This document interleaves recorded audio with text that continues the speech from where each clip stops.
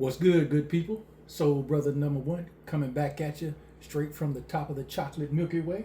Today we're just going to be taking a look at, not necessarily reviewing, but taking a look at one of my probably top 5 favorite DC Comics characters, Black Adam.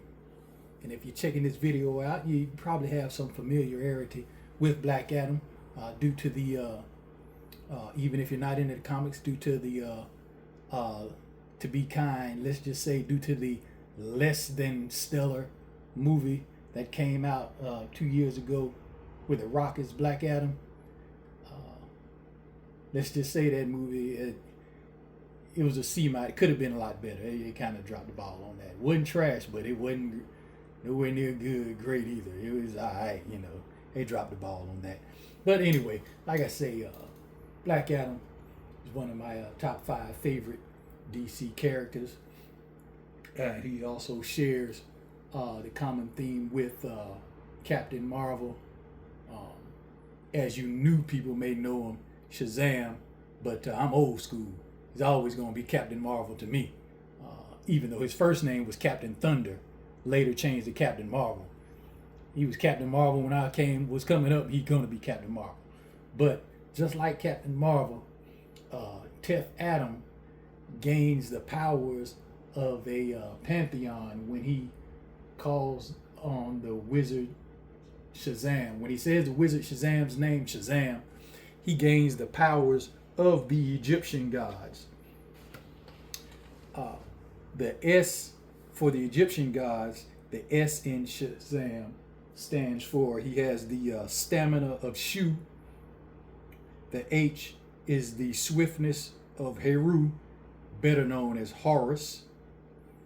He gains the strength of Ammon, the wisdom of Zehudi, better known as Thoth, the power of Aton, better known as Aten, and the courage of Mehen.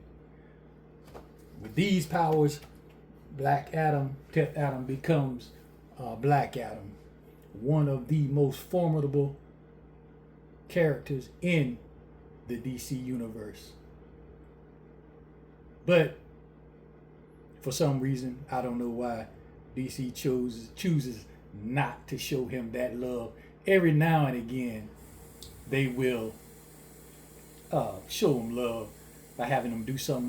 Most recently, it's not recent now, but spinning out of the New 52, that story arc, World War III, where he was taking revenge. He just went, his pretty much his wife got killed by China, and he just went crazy and pretty much handled all the DC Universe heroes who were on the planet at that time. However, and this is where they, not showing him the love, while he was handling all those heroes and villains who were trying to stop him from, invading Japan, starting World War, not Japan, invading China. While he was handling all those heroes and villains, conspicuously absent at the time were known A-listers, Superman, Wonder Woman, and I think Green Lantern Hal Jordan wasn't there, and a couple others. Now the heroes he did handle, they weren't any slouches. You had Martian Manhunter there, another character DC doesn't show nearly as much love, underrated with his power set, but he was there. Green Lantern Alan Scott was there, a couple of C-listers, but he just walked through them. I guess that could be considered showing him some love. And a couple of other times, they showed how his attitude is, and I like it. He's not necessarily a villain nowadays. He just does his own thing.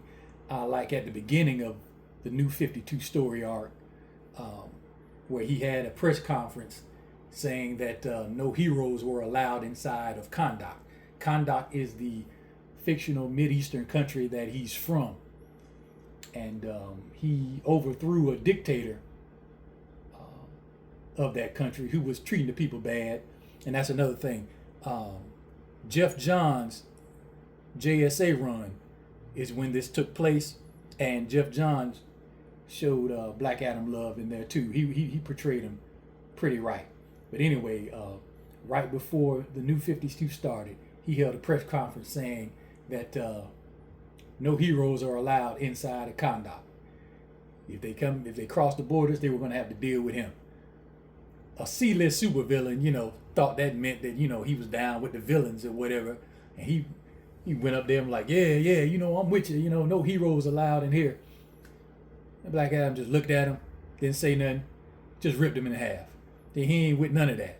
You know what I'm saying? He ain't want no heroes, no villains. He running his country, kind of like Dr. Doom-esque, I would say, but without the